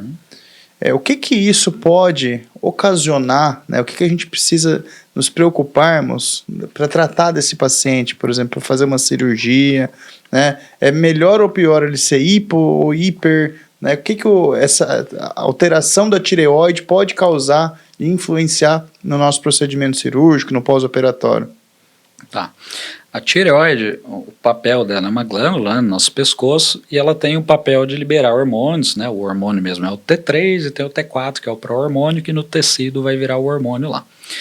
Eu falo que ela é quem põe a lenha na fogueira. Então, sua célula, para ela ser ativada, fazer o que ela tem que fazer, então, por exemplo, minha glândula salivar, que hora que ela tem que jogar a saliva ou não, a tireoide dá uma controlada de, agora é hora de funcionar melhor. A célula do intestino, se não está funcionando ali, provavelmente não está tendo estímulo da tireoide. Então a tireoide controla o funcionamento das células, do metabolismo como um todo. Se eu tenho um hipotireoidismo, a tireoide está hipoativa, ela está fazendo um trabalho mais baixo do que deveria. Então suas células tendem a ficar mais lentas. Aí, por exemplo, do intestino que eu falei, pode dar mais constipação com o hipotireoidismo, porque o intestino está mais lento.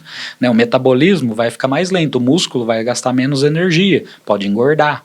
Né, que é a desculpa que todo mundo, não, é minha tireoide, né? Uhum. Também não é assim, gente, não aumenta tanto o peso com o hipotireoidismo, não, uns 2, 3 quilos pode atrapalhar, mais que isso a alimentação que está ruim.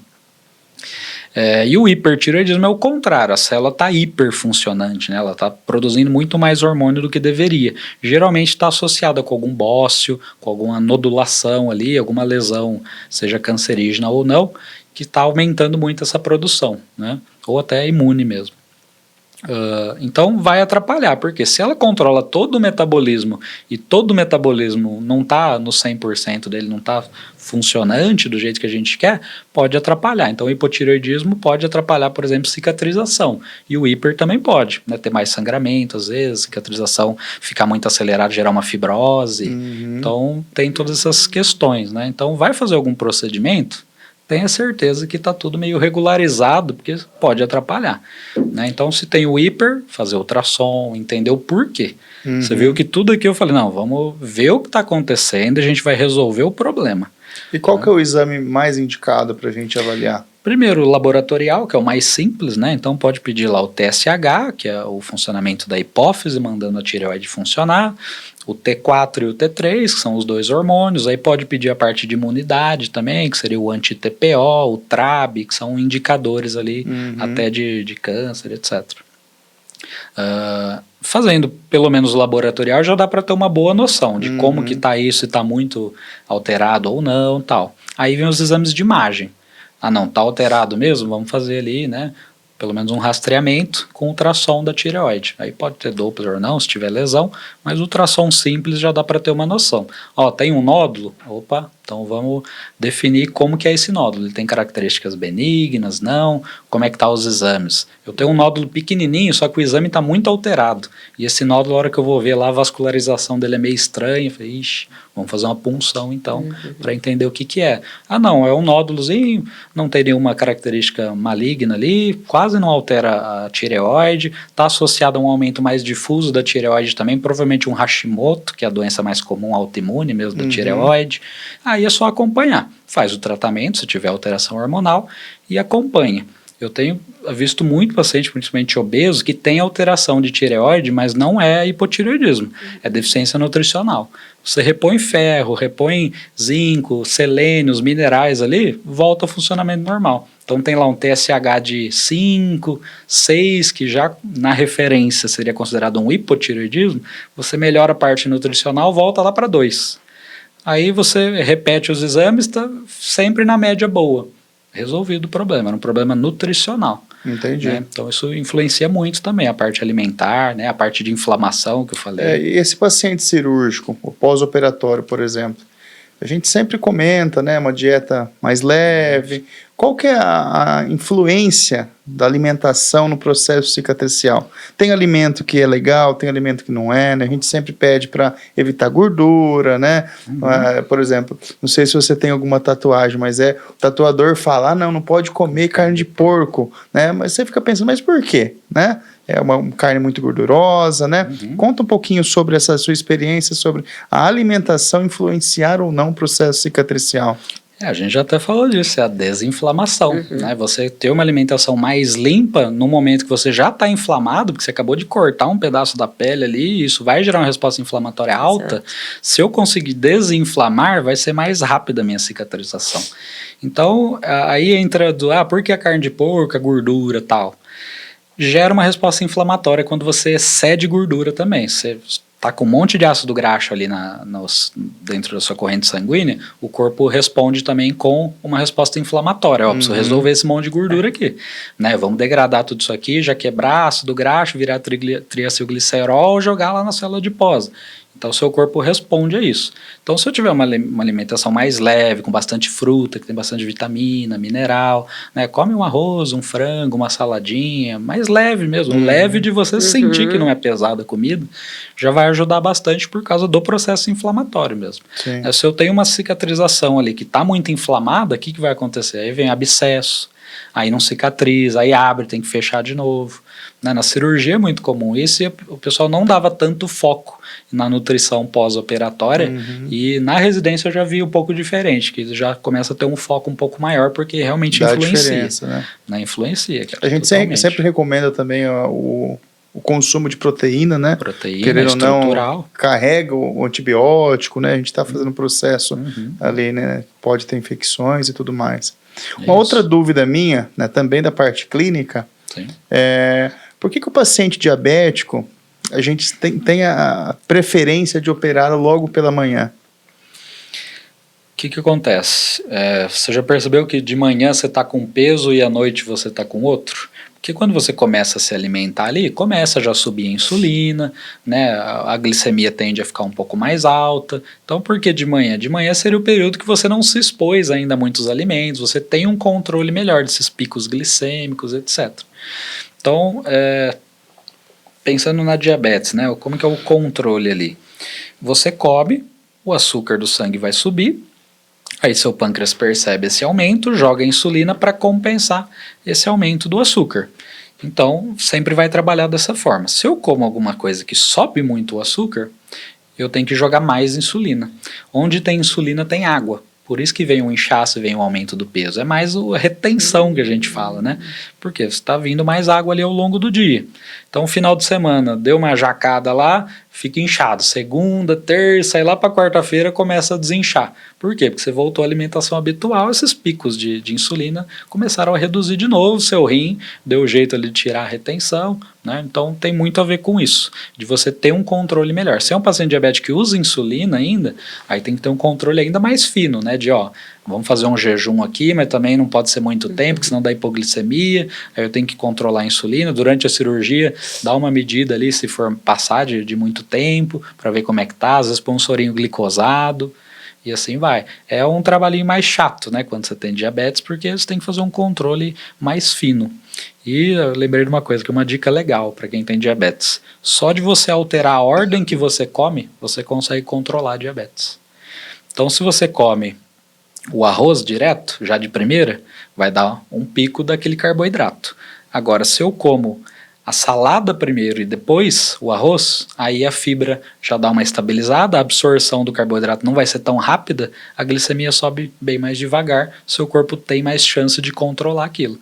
E se eu como a proteína ainda nesse meio do caminho, com mais fibra ainda, eu consigo controlar ainda mais. Então eu comer um pão, vai dar lá um pico de açúcar de 150. Se eu como um pão com carne, uma salada e um queijo, já não sobe tanto, porque eu tenho outros componentes junto ali que não deixam ter uma absorção tão rápida do carboidrato, não gera aquele pico de açúcar no sangue. Então é legal orientar o paciente nisso também. Né, por isso que o pessoal fala até do doce para comer depois da principal refeição, para não dar esse pico do que você comer, sei lá, uma brigadeiro no meio da tarde. É por causa disso? Exato. O doce ele vai te dar mais fome, porque ele dá um pico de insulina, a insulina dando um pico, ela vai tacar o açúcar para baixo. Aí seu corpo vai falar, opa, ferrou, não vai ter mais açúcar e tem um monte de insulina aqui ainda. Vamos comer alguma coisinha que dá energia rápida, que é a vontade de doce depois do almoço. Legal. É isso que acontece. Se você esperar uns 15 minutinhos, vai passar, porque você começa a degradar e absorver tudo que você almoçou, né? Porque demora um tempinho ali. Por isso que é interessante comer devagar, comer a salada primeiro, para essa sensação de saciedade já começar assim que você finalizar. Se come rápido, vai dar vontade de doce depois de comer, certeza. Entendi. Porque você precisa de energia rápida, né? E esse paciente diabético, você comentou que ele tem uma certa retenção de líquido, né? Sim. Mais prevalente. Você acha que vai influenciar a gente entrar com uma corticoterapia pré-operatória, em dose única, por exemplo? Vou fazer uma cirurgia mais agressiva, vou dar 4 miligramas lá de um corticoide, né? E faz a cirurgia, depois só entra com não esteroidal. Se for um paciente que usa insulina, tem que tomar cuidado, porque o corticoide vai estimular ali, né, o cortisol, etc. Pode piorar, porque daí o fígado começa a jogar glicose. Né, porque se você abaixa demais ali, vem o cortisol, você tem que... A resposta de luta ou fuga, eu preciso de energia. Então o fígado começa a jogar açúcar para dentro do sangue ali, para ter energia para funcionar.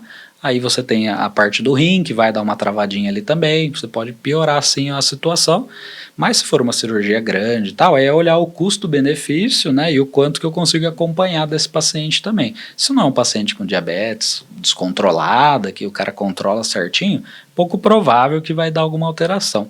Agora, se é um paciente que é uma glicemia de 300, 400, que é sempre meio descontrolado, pode ser que dê uma alteradinha, pode entrar no estado de cetose às vezes, né? Então é sempre bom acompanhar por conta disso. E tem um limite que você acha assim ideal desse nível glicêmico? Eu geralmente não faço nenhum procedimento a partir de 200, um exemplo, minha conduta na clínica, né? A gente vai lá, mesmo com os exames, a gente tem um glicosímero lá, vai lá, a glicemia capilar tá 190, 180, vamos embora. Passou de 200, já tem um certo receio, fala, não, vamos mudar a estratégia, vem outro dia, né? Você acha que tem um limite, assim, pra gente eu acho trabalhando? Que essa faixa que você trabalha é bom, mas eu sempre olharia o histórico.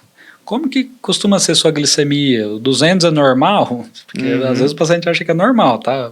Falaram para ele que era até 200, ele acha que ficar 180, 200 é o normal. Se já tem um costume de ser uma glicemia alta, não vai ter tanto problema, que o corpo já está meio adaptado àquele estado hiperglicêmico. Agora, se é um paciente que tem uma glicemia sempre boa e já está uns 200, vai ter liberação de cortisol, a hora que você começar a cortar ali e tal, pode ser que aumente bastante essa glicemia. e entre lá no estado de cetose e tal.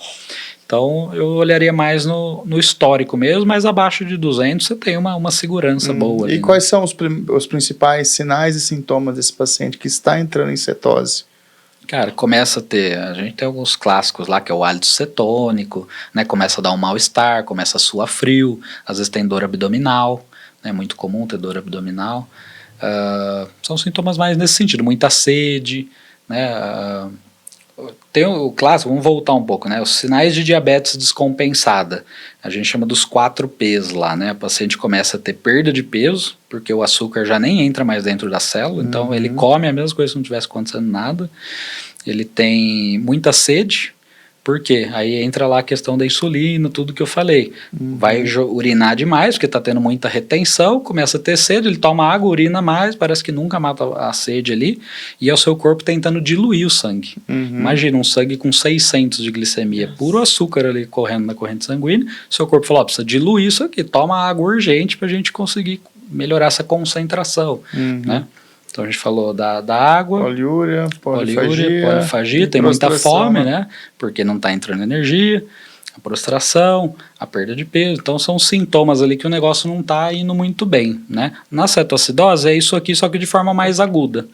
Então tem essas questões, sua frio, tá se sentindo mal, da tontura, às vezes pode entrar até em coma, dependendo do nível que chega ali, né? Então, mas é um mal-estar em geral, tá? Pelo que eu tenho de experiência, assim, de pronto atendimento mesmo, é meio difícil você perceber. Então a gente faz a glicemia, tá alta, com dor abdominal, opa, já começa a atacar soro aí para já começar a diluir o negócio, que senão o paciente piora, né? Insulina e tal, não pode abaixar de uma vez também. E essa aumento da glicemia, né? Ela pode estar associada com uma hipotensão? Geralmente pode né? Geralmente é. Não uma hiper, né? Às vezes desmaia e tal, por causa disso. Hipotensão, por causa desse distúrbio hidroeletrolítico mesmo. Está jogando muita água fora, você tende a ter uma hipotensão mesmo.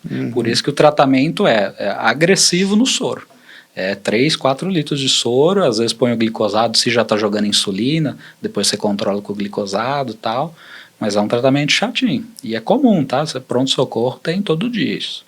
Paciente que não consegue ter um controle. Aí, né, para quem é diabético, eu falo também, tratamento de diabetes é alimentação e exercício físico, não é metformina, não é insulina, lógico, você deixou chegar num grau muito avançado, não tem mais jeito. Eu falo que diabetes é corrida contra o tempo. O seu pâncreas, vamos supor que seu açúcar está lá em 125, você acabou de virar diabético. Para estar em 125, o seu pâncreas está tacando insulina aqui em cima já para segurar isso aqui. Só que o pâncreas ele não aceita muito desaforo, uma hora ele cansa. E se ele começar a cansar, o açúcar vai disparar lá para cima e vai virar diabético mesmo. E se ele cansou, ele já não tem mais capacidade produtiva, você vai ter que aplicar a insulina de fora, porque já não tem mais como produzir. Então, se você vai deixando isso acontecer, quanto mais o tempo passa, pior vai ser a chance da gente voltar ao normal. Então eu falo, quando chega um paciente com pré-diabetes, eu falo, cara, corrida contra o tempo. Quanto mais rápido a gente resolver isso, maior a chance da gente normalizar. Né? Então vamos fazer isso. Aí já sou um pouco mais agressivo no tratamento também. Se eu tô cheio de açúcar no sangue, como que eu reduzo? Fazendo exercício, eu preciso gastar esse excesso de açúcar. Então atividade física é o que mais diminui glicemia. Né? Alimentação, não deixar ter picos. Então... Você sabe que meu pai, ele é diabético, né? E ele é militar, ele sempre fez muito exercício. Mas de uns anos pra cá, ele não fazia, mas sempre se alimentou bem. Mas qual era o problema da diabetes dele? A cervejinha, né? E aí, o que aconteceu agora? Até minha mãe tava comentando comigo que ele voltou na Nutri, na endócrina dele, eles são lá de Prudente, né? E ele começou a fazer academia. E ela falou pra ele, nossa, você nunca esteve tão bem igual agora, porque ele tá fazendo musculação, aí a alimentação melhorou, ele tá super bem. Eu falei, gente, olha que incrível, como mudar. Deixou a insulina, né? E parou de usar a insulina agora.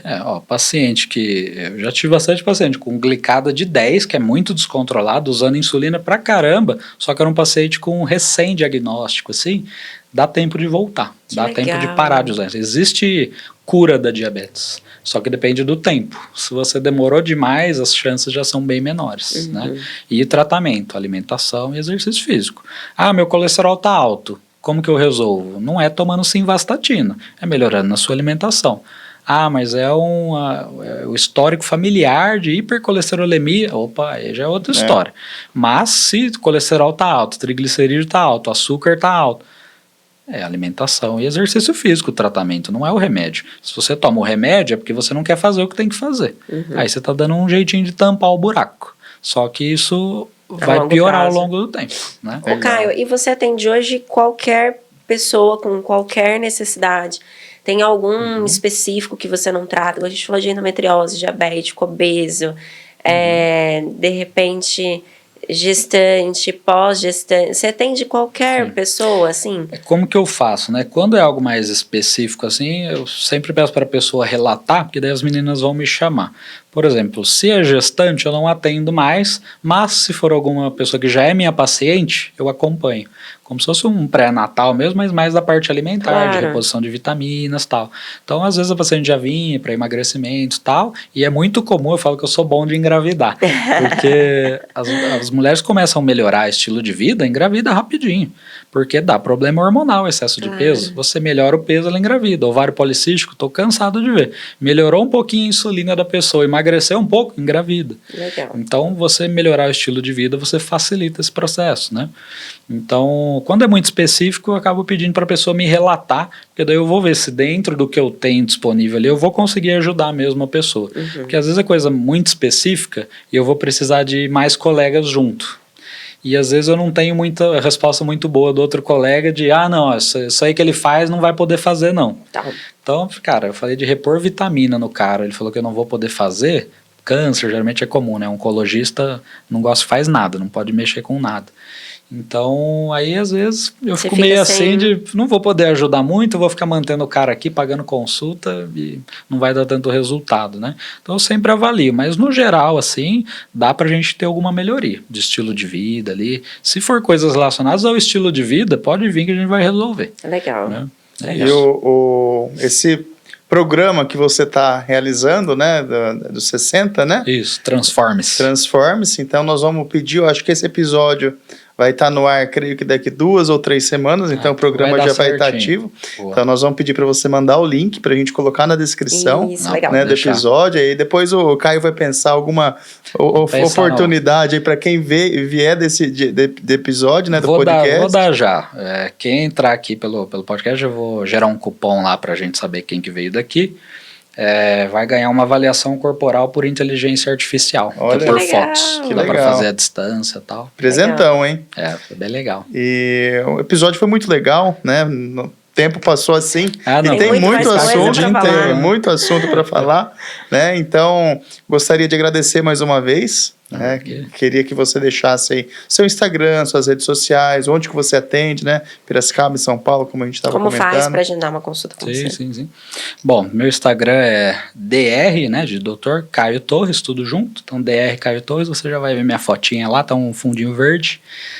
Aí pode me seguir lá. Você é palmeirense? Não. Não acompanho futebol, não tô esperando. Então tá bom. Então pode mandar mensagem lá pelo Instagram, eu encaminho para as meninas. Se quiser clicar no link lá na bio do Instagram também, já tem lá os contatos, tá? Eu atendo aqui em Piracicaba, de segunda, terça e quarta, e em São Paulo, na região de Moema, no Instituto Olympus lá, de quinta, sexta e sábado, né? Então eu sempre faço esses 2 caminhos aí. Me acompanhe lá no Instagram, eu faço live toda semana, né? Então, eu acompanho, legal. Agora eu tenho tentado fazer um tema por semana pra gente trabalhando nos stores ali, então é meio que uma live já espalhada ao longo da semana, mas de quinta-feira às 8 eu sempre faço uma live. E depois dessa live entra a live só pra galera do Transforme-se. Então é uma live fechada só pra quem tá no grupo lá também. Então as lives é mais no sentido de ajudar mesmo. Eu tento falar da forma mais simples possível, né? Pode interagir lá na live. Eu sempre tento ajudar muito, né? Eu falo que pro paciente sempre assim, emagrecimento é um acompanhamento. Então esquece consulta. A gente só conversou aqui e a partir de agora a gente vai junto, né? Perfeito. Então pode mandar no Instagram, pode mandar no WhatsApp. Todos os meus pacientes têm meu WhatsApp particular, fala comigo direto, tá? Legal. E falando sobre compromisso público, né? Vamos lá. Nós temos uma viagem semana que vem, que nós vamos tirar uns dias de férias que a gente merece também. Mas voltando, que você vai fazer, hein? Voltando dessa viagem, nós vamos fazer um acompanhamento com o Dr. Caio. Matheus. Tô prometendo aqui pra todo mundo. Vamos mudar. Eu vou tirar o recorte e vou postar no Instagram. Não, eu quero fazer um desafio aqui, então. 6 meses, vamos voltar em 6 meses com mudanças? 6 meses. Você acha que dá pra rolar desafio e quero que você vai postando no Instagram com a galera vendo como é que vai ser a sua evolução aí. Fechado, nós dois. Fechou? Não, é o que eu mais quero. Você que me estraga, você que me leva ao mau caminho. Você vai ter mais desculpa agora, a gente vai deixar tudo alinhadinho. Precisa, é saúde, Não, e o Matheus, ele precisa, ele tá até com alguns exames alterados dele. Eu cobro bastante. Quanto mais jovem, mais fácil de regularizar, né? Deixando o tempo passar, vai dificultando. Não, mas fechou. Em 6 meses. Não vai mais poder usar quadradinho, então. Não, sem quadradinho. Então, vamos sair do quadradinho. De despedida, vão comer o lanche lá que você foi sorteado. Vamos sim. Mas obrigado mais uma vez, tá? Meu amor, fala o seu Instagram pro pessoal que não conhece. Gente, meu Instagram é novo, né? Já falei pra vocês algumas vezes. Agora eu tô focada na parte de gestão. Então, gestão para empreendedores de qualquer nicho, qualquer tamanho. Então, o Instagram é novo, Gestão Magna. Estou me esforçando para voltar melhor com ele, né? Com tudo lá. Mas sigam lá, Gestão Magna. O outro eu vou desativar. Isso aí. O meu, Dr. Matheus Caldeirão, onde você vai encontrar o dia a dia ali da prática nossa cirúrgica, de implantes, clínica, né? É a nossa rotina, tá joia? Então, mais uma vez, obrigado, Dr. Caio. Eu que agradeço a participação super 10. Daqui 6 meses estamos novamente aqui com um pouquinho de peso a menos. Mais saúde. Mais saudável, mais né? Saúde. E mais uma vez, episódio número 10. Muito obrigado para você que ficou até agora. E até o próximo Luz, Câmera e Gestão. Tchau, tchau. Tchau, tchau.